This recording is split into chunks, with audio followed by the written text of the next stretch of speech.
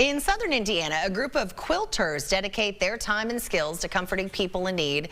In today's Aging Untold Extra, Tisha Powell shows us how they're threading connections in their community.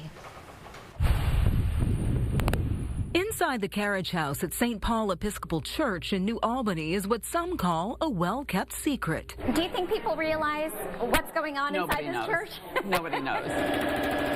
Every week, women with the Southern Indiana Quilt Guild gather with fabric, thread, machines, and a mission. Well, anybody is welcome. Some are experienced, some are still learning. And like I said, I'm a terrible seamstress, and nothing is pretty and straight. It takes patience. Takes a lot of patience. Aging Untold expert Amy O'Rourke says creative groups like this can be especially meaningful as we age because they combine learning, routine, and connection.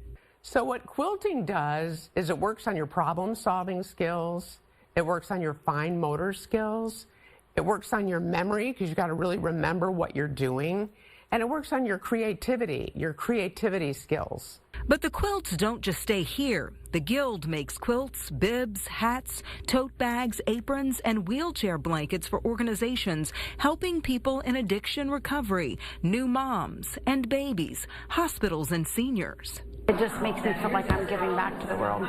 They even make wheelchair blankets to fit safely so they don't get tangled in wheels. We can make them to their size and their specifications.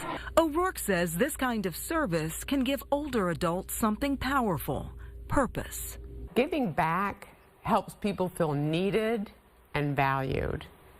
It helps them give purpose and meaning, which really is what it's all about in retirement, is that emotional growth and meaning and purpose.